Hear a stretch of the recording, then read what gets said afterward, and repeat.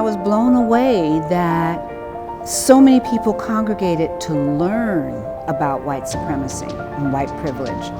I hadn't experienced anything quite like that.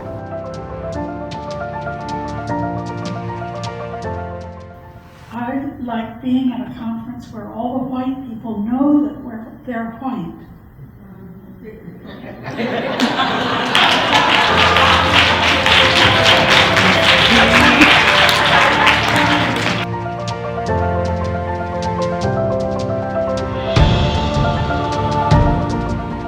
Well, the thing we like to say to people in reference to the White Privilege Conference, the White Privilege Conference is a place and space where we're examining white supremacy, white privilege, and other forms of oppression every day, all day. However, it's not just a place where we're looking at white privilege. This is a place where we believe everybody has privilege. It just manifests itself very differently in our lives.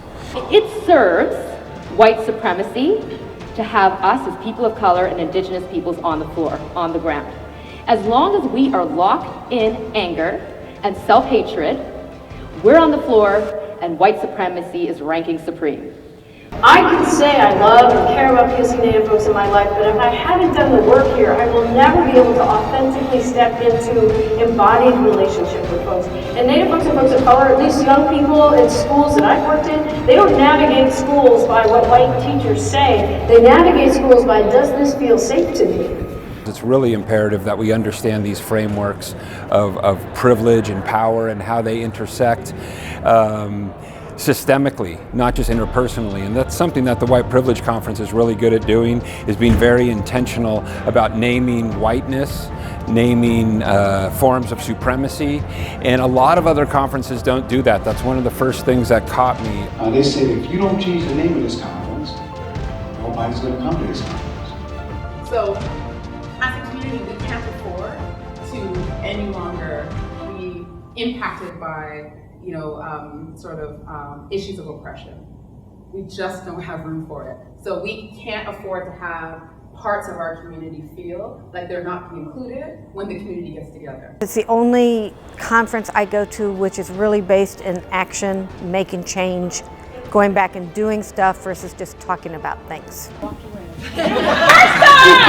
the first time, I swear to you, in my life, I was in college, where I realized that racism is social construct.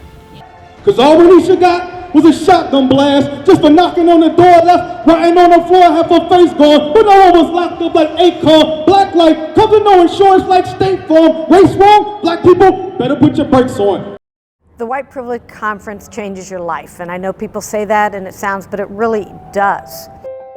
I find every single conference I go to is like a big booster shot, and it gives me positive energy and hope because I'm with so many people doing this work that's so needed. And that's what, I love it. It's like a super duper booster shot. Thank you for being here.